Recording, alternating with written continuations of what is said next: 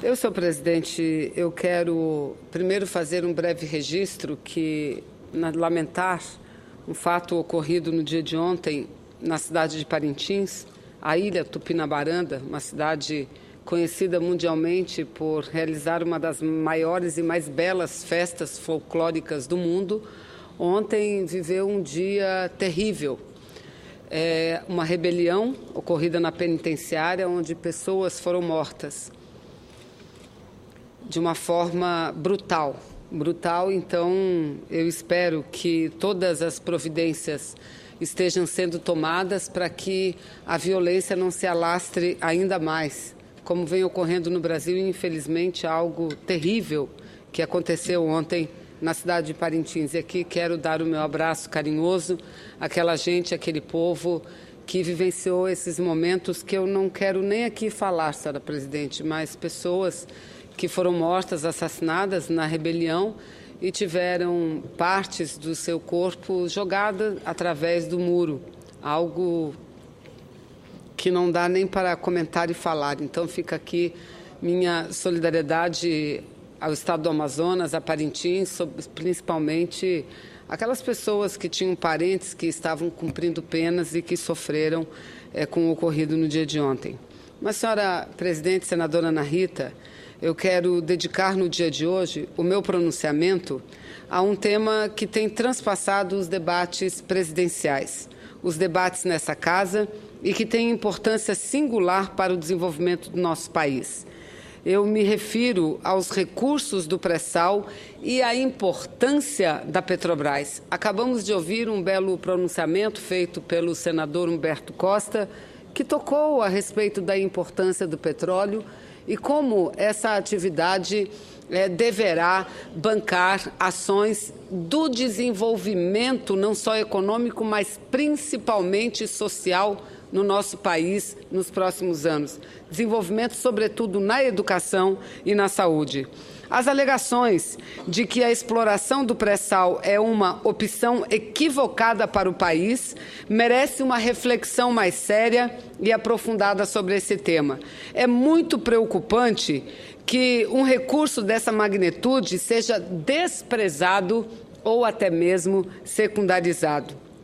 Nos últimos 12 anos, a Petrobras deu um extraordinário salto tecnológico que a tornou capaz do feito inédito, ou seja, a extração de petróleo a 7.000 metros de profundidade e a mais de 200 quilômetros da costa. Com o governo da presidenta Dilma, senhora presidente, a produção do pré-sal ultrapassou a marca histórica de 500.000 barris diários, apenas 8 anos após a descoberta de uma das maiores jazidas de petróleo do planeta, que é o pré-sal. Graças ao pré-sal, cujas reservas podem chegar a 35 bilhões de barris, o Brasil dobrará a produção de petróleo até o ano de 2020, chegando a 4,2 milhões de barris diários, tornando-se um dos maiores produtores e, quem sabe, exportadores de petróleo no mundo. E eu quero aqui, senhora presidente, dizer da importância de destacar que o modelo de partilha construído pelo governo do presidente Lula, aprovado pelo Congresso Nacional, pelo Senado, pela Câmara dos Deputados e construído pelo governo com a participação decisiva de um companheiro que pertence aos quadros do meu partido, o PCdoB, Haroldo Lima, na época em que era diretor-geral da Agência Nacional de Petróleo. O modelo de partilha garante que a maior parte dos lucros da União e a exploração subordinada do pré-sal será do povo brasileiro, ou seja, estará atrelada ao projeto de desenvolvimento industrial e tecnológico do Brasil, dinamizando várias cadeias produtivas também. Eu tenho certeza que muita gente gostaria abertamente de falar contra o regime de partilha, mas não se sente encorajado nesse momento eleitoral, porque a diferença do sistema de partilha com o sistema de concessão, que era o único existente, é que o sistema de concessão dá uma área toda para uma empresa privada, ou para a Petrobras, que é uma empresa com a maior parte do capital público, mas é uma empresa. Na partilha, não. A maior fatia da lucratividade oriunda daquela atividade ficará para o Estado brasileiro. E o Congresso Nacional já definiu para quê? Para ser aplicada 75% em educação e 25% na saúde. No passado, senhora presidenta, o Brasil optava por comprar navios e plataformas no exterior, que é uma outra questão que eu levanto aqui, gerando emprego e renda lá fora, em outros países do mundo.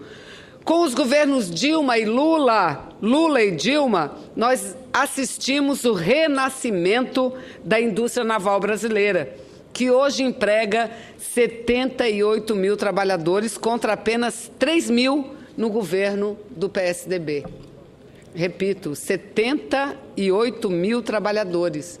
O Rio de Janeiro, e quem é do Rio de Janeiro sabe falar muito bem disso. Eu estou lá longe, no Amazonas, mas o Rio de Janeiro, que abriga o estado do Rio de Janeiro, as maiores indústrias, empresas, estaleiros de produção de navios e plataforma, sabe perfeitamente o que significou a decisão do ex-presidente Lula, de Dilma, de garantir uma fatia importante das compras em território nacional. Nas próximas 3 décadas, o petróleo que jorra das profundezas do mar deverá, como aqui já dito pelo senador que me antecedeu, destinar cerca de 1,3 trilhão de reais à educação e à saúde. E isso, repito novamente, graças à nova legislação construída nessa casa e sancionada pela presidenta Dilma no ano de 2013, ano passado. Eu acho, senhora presidente, importante destacar ainda que o governo do ex-presidente Fernando Henrique Cardoso tentou, de todas as formas, privatizar a companhia, vendendo quase 70% das ações da empresa que dão direito a dividendos sobre os seus lucros. Faltou pouco, aliás, faltou muito pouco, para abrir mão também do controle estatal sobre a empresa e vender a mais valiosa das nossas empresas, como fez com tantas outras riquezas do povo brasileiro. Recordar que o projeto que chegou à casa, que mudava o nome de Petrobras para Petrobras, não perdurou mais do que uma semana, graças à grande mobilização, não só de parlamentares da oposição, mas a grande mobilização do povo brasileiro contra isso, que fez com que o ex-presidente Fernando Henrique Cardoso recuasse da sua iniciativa. Para que isso não se repita, senhora presidente, eu quero dizer que faço esse pronunciamento, não porque estamos vivenciando o momento eleitoral, não. Eu quero dizer que eu apresentei uma PEC, que ela tem o número de PEC número 15 de 2014, uma proposta que proíbe a privatização da empresa, pelo menos até o ano de 2050. Gostaria que fosse para sempre, mas pelo menos até o ano de 2050. Então, eu não estou me falando por uma questão de que meu partido apoia a presidenta Dilma. É de uma política que está certa e que é a melhor política para o Brasil e para o povo brasileiro. Com o presidente Lula e com Dilma agora, a empresa renasceu, valorizou-se, investiu como nunca em tecnologia, tornou-se capaz de buscar a 7 mil metros de profundidade o petróleo que se transformará em mais educação, em mais saúde, em desenvolvimento econômico e social para o país. Com o pré-sal, nossa produção média passará de 1,9 milhão de barris dia em 2013 para 5,2 milhões no período de 2020 a 2030. Serão cada vez mais livros, mais escolas, hospitais, médicos, professores. Dessa forma, além de petróleo, a Petrobras produz as grandes transformações da nossa história. Em 2002, a Petrobras não valia mais do que 15 bilhões de dólares. Hoje, o valor de mercado da empresa foi multiplicado por 7, mais de quase 111 bilhões de dólares.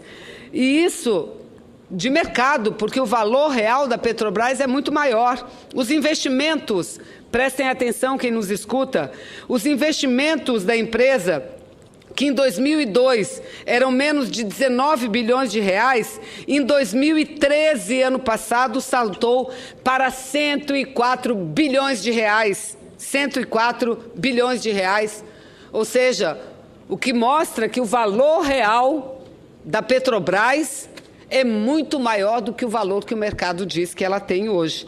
Graças a essa decisão estratégica, a produção, que era de 1,5 milhão de barris diários em 2002, subiu para quase 2 milhões em 2013 e não para de crescer. Outro fator que precisa se ter atenção é o uso das plataformas construídas no Brasil. Em 2001, eu aqui quero lembrar, tristemente, a plataforma importada, construída fora do Brasil, a P-36 explodiu, matando 11 trabalhadores e levando para o fundo do mar um investimento de 350 milhões de dólares. Fatalidade? Não.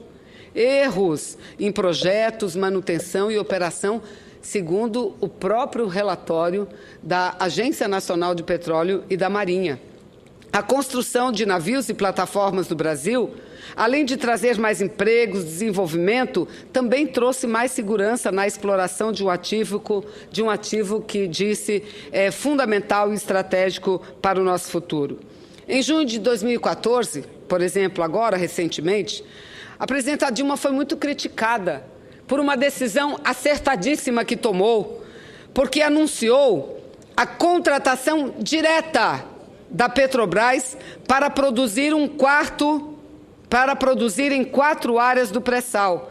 A decisão tomada em defesa da soberania e dos interesses do Brasil configurou-se na maior contratação de petróleo já efetuada no mundo, superando inclusive Libra, que, aliás, somando esses 4 contratos concedidos diretamente à Petrobras, a produção de Libra, juntas, a Petrobras deverá produzir entre 18 e 26 bilhões de barris de petróleo equivalente, dentro, repito, do regime de partilha que garante a maior parte da riqueza ao povo brasileiro. Eu já estou concluindo, senadora Ana Rita. No mesmo mês de junho, que a presidenta tomou essa decisão, criticada pelo mercado, porque o mercado queria que fossem as multinacionais e não uma empresa brasileira a explorar essa riqueza. No mesmo mês de junho, apenas 8 anos após a sua descoberta, a produção do pré-sal ultrapassou a marca de 500 mil barris diários, contrariando os críticos que diziam que o pré-sal era uma ficção eleitoreira, que a Petrobras e o governo federal cometeram um grave erro ao buscar um regime diferenciado para a exploração e produção dessa enorme riqueza. O regime de partilha, repito, adotado para as novas contratações do pré-sal, além de ser o mais apropriado para áreas de menor risco, possibilita uma maior distribuição da riqueza do petróleo para toda a sociedade brasileira, principalmente para aqueles que mais precisam. E eu aproveito aqui, concluindo o meu pronunciamento, senadora Ana Rita, para registrar dessa tribuna, desse plenário, um artigo muito esclarecedor, publicado no jornal Folha de São Paulo deste domingo, assinado pelo jornalista Jânio de Freitas, onde ele aponta de forma precisa a importância do pré-sal e as incongruências perpetradas pelas críticas feitas no calor do debate eleitoral. A Petrobras é muito maior do que um processo eleitoral no Brasil, porque dela, inclusive, depende o futuro da nossa nação. E, para concluir, peço de Vossa Excelência que gostaria muito de ler o artigo de Jânio de Freitas. Não podendo, solicito que seja inserido nos anais da Casa, senhora Presidenta, e muito obrigada.